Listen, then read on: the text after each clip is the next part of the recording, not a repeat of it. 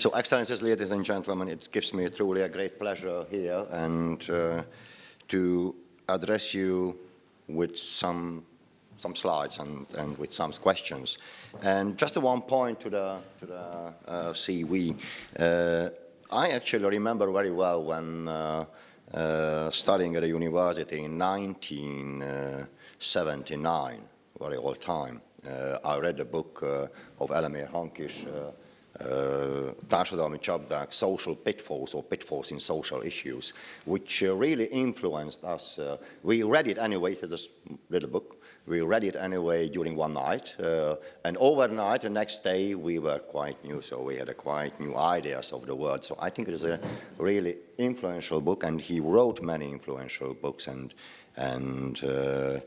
I think it is right when we have the honor also here in this room to this achievement. So back to the issues, I would like to just address some questions and rather just to talk some points which I think could be very interesting when we discuss issues, what we have right on the table. May I just go back many years ago when the crisis came? I think you know this story, which is very famous, that Her Majesty the Queen visited the LSE and asked that why did nobody notice it, that a storm is coming? How did happen it?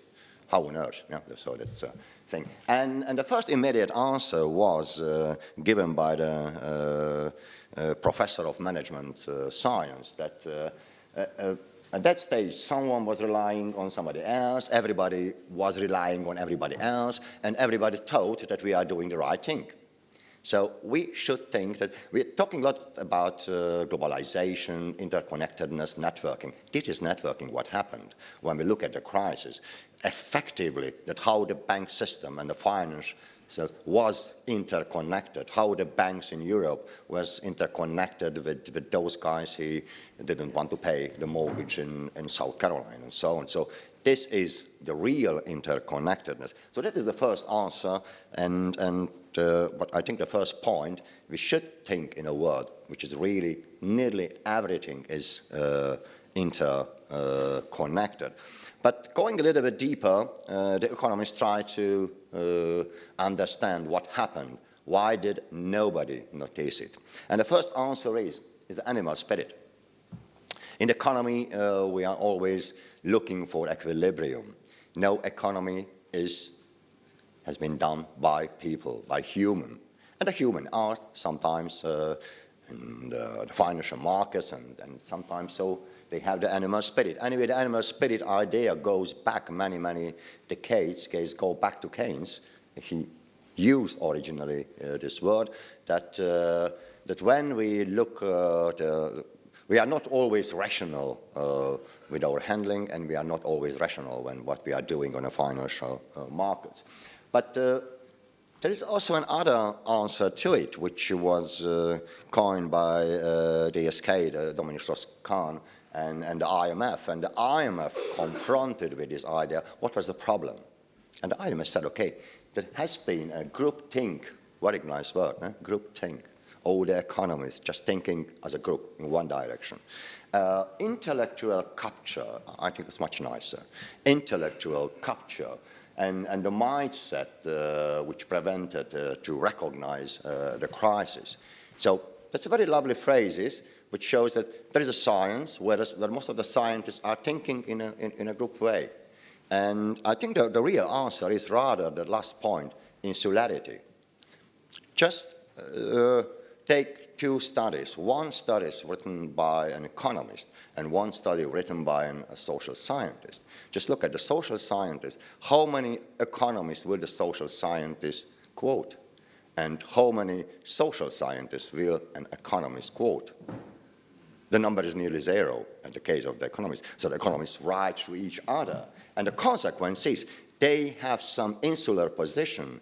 And what is missing is, and why I'm happy that we have today also very wide-ranging interdisciplinary audience here and representatives, physics and artists, and I have heard there are many others, because I think that is also the way to how to confront with question of the crisis or with question what we would like to discuss. So one problem is insularity, in the economics anyway. So they just are in an insular world, and they don't look at, for example, what the anthropologists are saying to the question, because they could say also many interesting things. So going a little bit further and going to your point, blue sky, I'm not sure that everybody is very deeply involved in chromatics, but I think it is very interesting to look at a little bit further what Johann Wolfgang Goethe said once: Das höchste wäre zu begreifen, dass alles Faktische schon eine Theorie ist. Also translated into a way, everything is factual is already a theory. Beyond every figure, every fact is a theory. The question is, why the sky is blue? Yeah? He asked us. He had a letter to Jacobi and discussed with Jacobi that this question, why the sky is blue? There are some physicists here. They know the answer, because when we look at the light, the wavelength of the blue is exactly what we have in the atmosphere and could absorb. And when we would have a different atmosphere here, the sky would be red or something like different. So that is why sky. But beyond this figure, that we know that the sky is blue, there is a theory. When we say of one figure, we should look always what it is. When we're discussing GDP, yeah, there is a theory beyond it, how to calculate it. And there are many things which now, when we just demolish this building, that is also increase the GDP. And we could ask, okay, is it good when we demolish this building? No. So I think we should always ask what a theory beyond is. I would like to just quote here one figure, youth unemployment. We discussed in Europe many times that because of the crisis, there is a youth unemployment in Spain or in Greece, 50%, which when we don't know exactly how the unemployment is measured and what the theory beyond is, we think, and the politicians sometimes think, nearly every second young people are unemployed. That is not the truth, because a huge chunk of the young people are in education, training, and so on. So the real figure is about 30% or less in that case. So we should ask, when we discuss figures, always what kind of theory is beyond and what the theory say, and after that we can judge the situation better. So I would just suggest, when we're discussing blue sky and blue sky conference, go back sometimes to Johann Wolfgang Goethe. I think it is really useful to think about it, that when we have figure facts, we should look also after the theory beyond it. But on the other hand, I would suggest, don't be distracted only by theories and sometimes biases. Let's look at the Greek crisis. I remember very well that the first answer was, okay, Greek in a crisis because the Greeks are lazy. You know, that siesta in the afternoon and all this life, everything which when you look at just a movie, that how do you imagine that Greeks are living. And today everything is presented in a reality show. It has been also a reality show with the title that Go Greek for a Week in the UK. That means that go just for a week in the UK and live in a way which can destroy a country. The original story is that the dentist in the UK discovered that there are some professions where they can go to retirement at 55. And the first was the barber. You know, it was very dangerous to working with a scissor. And that is what is the background of this show. But when we look at the figures, apart from the biases, the figures are showing quite different. Yeah? When we're saying, okay, because the Greeks are so lazy. The Greeks are one of the most industrious people in the whole world, and also in the OECD world when we're just looking.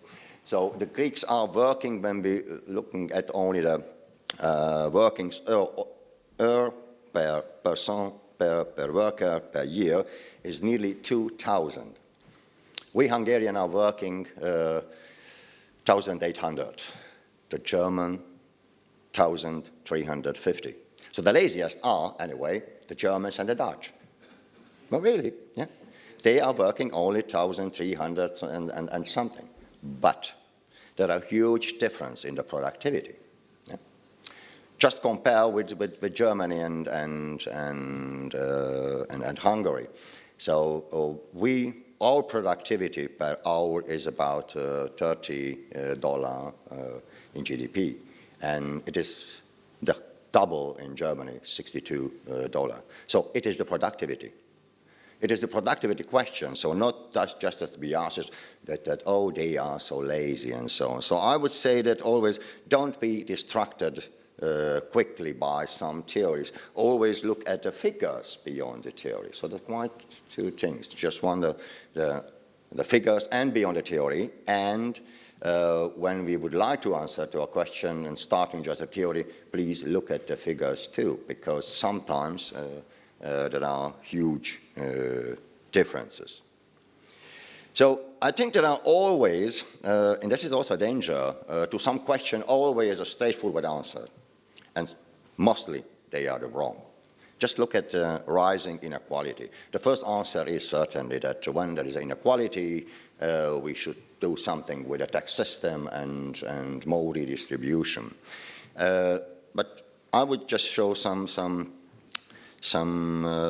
facts and some ideas why, for example, this immediate answer is wrong. It is true that, that is the latest figure of the OECD, that when we look at the inequalities in the last 4 decades, they have been rising.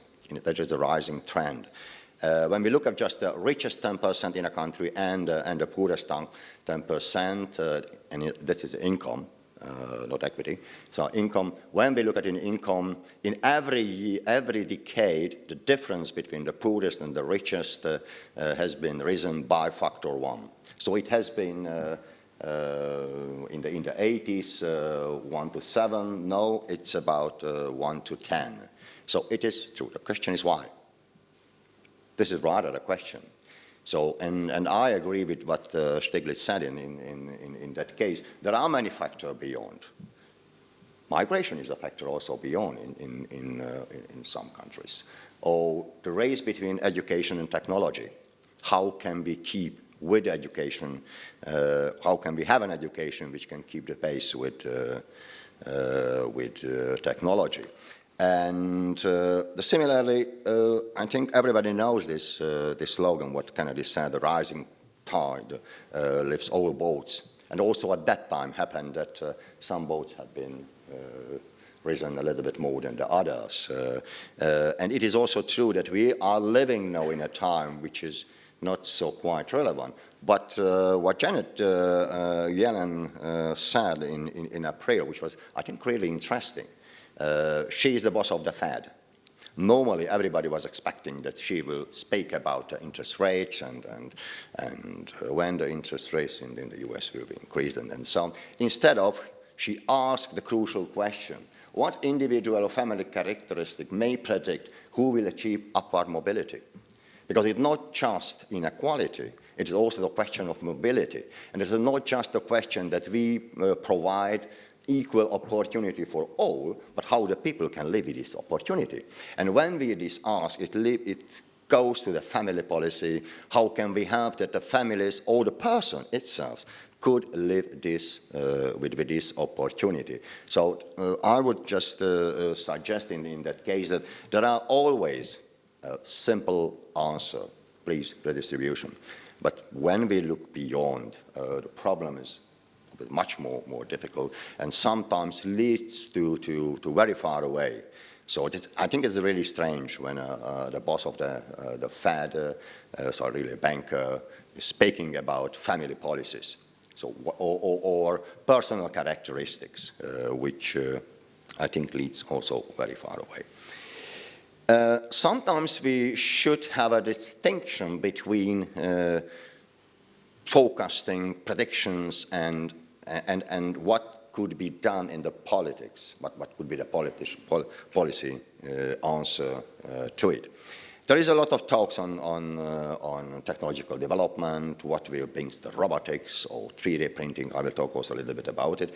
And we know that, that also in this time, the nature of work is changing. When you look at where the new jobs are or has been creating, these are the so-called lovely jobs and the lousy jobs. So the upper end and the lower end of the different jobs, and what is in the middle is shrinking at the time, because we can imagine also in the future that when the technological development goes in this direction, there will be less and less job. What we think in a normal. But it is quite different, the future of employment, how the future of employments look like, because it is influenced by the policies, what policies we could implement. For example, we could have policy responses that also work just done for the community, for example, or charity works and others, will be recognized as a payable job. It is a political question in a way, or the policy question. It has nothing to do with the technology. It has nothing to do with the future of work. Or shall we work less working hour for the same amount of money?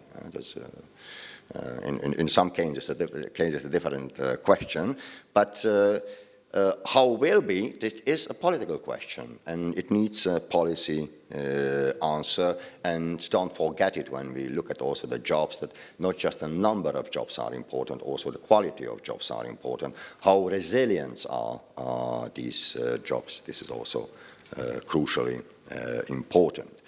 So to such a kind of conference, I would always suggest, please take, when it is possible, the global perspective. And I'm very happy that here in this room we have also representatives from different continents. Because just look at two game changers. We in Europe discussing very strongly and very much time on the hollowing out of the middle class. Because of the crisis, because of the changes of technological development. And what does it mean, aging society? That how to deal with that in the future. But please don't forget it that in other parts of the world, there's a quite different phenomenon. Yeah? What is happening currently in South Asia is a rise of the new global middle class. And just go back to the beginning. We discuss always the globalization as a phenomenon.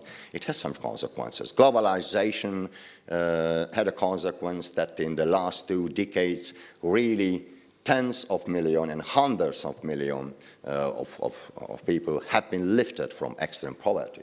Yeah? And now there are many tens of million people who are entering the global middle class. And just a point to the migration, I think, apart from wars and every other situation. But just think about it a little bit, so that many people have been lifted from the extreme poverty. There is also a new development of new global middle class, but there is many hundreds of millions of people in between. And the question, what will happen? They are able to migrate anyway. Yeah? So, and they have also the push factor, and I agree with that. When there is not a possibility to have at home jobs and so on, they will migrate. Not a new global middle class, and not the extreme, not those who are in extreme poverty, not those who are migrating. And when we look at the game changer, just go to the current huge discussion in, not just in economics, but I think it is relevant to other fields of social scientists, the long-term development. There are 2 opposite directions at the moment. One is represented by many, or saying to many. Angel Gurria said not last time, or he's saying always, that there is no investment at that time, no trade, no credit. Not surprisingly, there isn't any growth. Yeah? And Larry Summer, he is one of the apostles of this theory, the secular stagnation. It's relatively easy because he had in the family as grandparents two Nobel laureates, anyway, Kenneth Arrow and Samuelson. But he said that when we look back in the last 3 or 4 decades and a little bit we look forward, we can see that, okay, there has been some bubbles and there has been some upward strands, always supported by some bubbles, internet, property, and so on. But generally, there is a stagnation where we are. Stagnation in the GDP, and stagnation in the productivity, and how to deal with that is a question. Or as Robert Solow famously said, that we see the computer age everywhere for many decades. Anyway, he said it 87, so many, many decades ago. But we can't see the computer age in the productivity figures. I would just go back to the figures. Yeah? Always look beyond of the figures. And also today is a question that we have this development, Twitter, Facebook, Google, I don't know what. But the question is, have we any consequences in the industry, in the productivity, or not, is a question. What normally Peter Thiel, he is a founder of PayPal, and anyway also he funded also a little bit Facebook, asked, I think this goes back to his dream, we wanted flying cars, instead of we got 140 characters, the Twitter. And which is just how huge are the difference when we had Edison, or the Wright brothers and others, or how they changed the everyday life and the productivity and the industry, and how Twitter changed. I know that Twitter is, okay, we are living in that time, and the Twitter could change, could influence sometimes democratic movement, for example. So everything is, the revolution is now happening by Twitter. But sometimes I would be also a little bit careful with that, because when we look at, for example, the Arab Springs, it happened a little bit more than just to tweet this and send a Facebook and so on. So, but the question is, do we have innovations, technological development today, which really change the world significantly?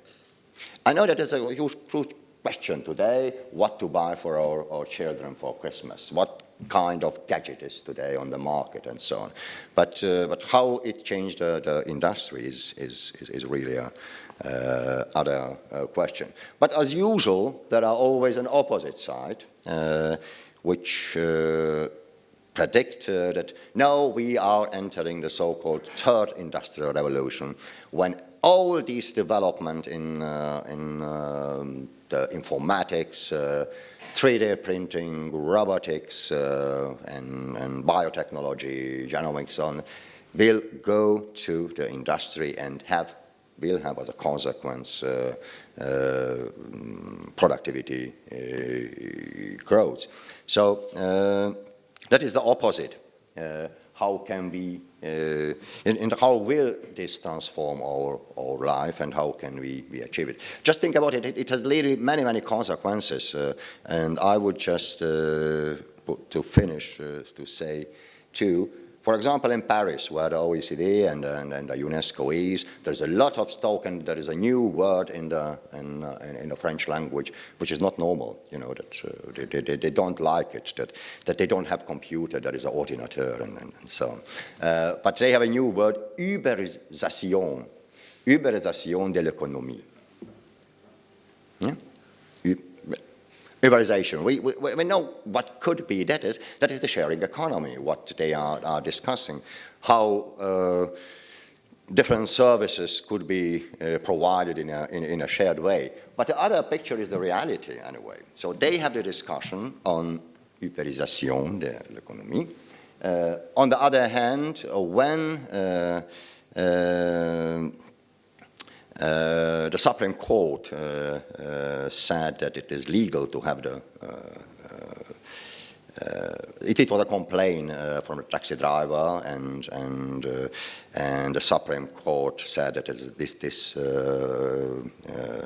appeal wasn't really funded. On same day, that's seen on the Port Maillot. So the taxi driver caught those who were driving with Uber car and blocked the whole city. They are always on strike, but at that time. And it happened on a way that they started in the morning, and at noon the government said to use Uber is illegal, so quickly. So that's, it has, we should look at also the social consequences. And also just the last point, when you have this lovely gadget, the iPhone, it shows how today, all day, the international distribution of labor looks like. Designed in California, assembled in China. In the latest, the iPhone 6, that is made in China. Yeah, that is, I'm not sure what the difference is, but it shows that that there is some kind of division of labor. But just thinking about it, 3D printing, it is possible that I print my shoe. Huh? It is possible. It would be possible to print or to produce on my own many products. How will develop this kind of division of labor, international division of labor? And beyond this international division of labor, anyway, there is a fact that many hundreds of million people have been lifted from the extreme poverty. When there is a new technology, robotics and so on, which make this kind of work obsolete, and this assembly, so it could be that in 10 years I could print by a 3D printer my own iPhone, just to get a license from the Apple, and how this we will develop. So I think when we just look this one point where we are now with these two opposite ideas, secular stagnation, or we are entering now the third industrial revolution, or we in the OECD said that next production revolution, because we don't use these old other slogans. This would have both many consequences and questions, and I think that when we discuss it, please use the blue sky phenomenon as always. So look also the theories and also the theories and the figures beyond the facts. Thank you very much.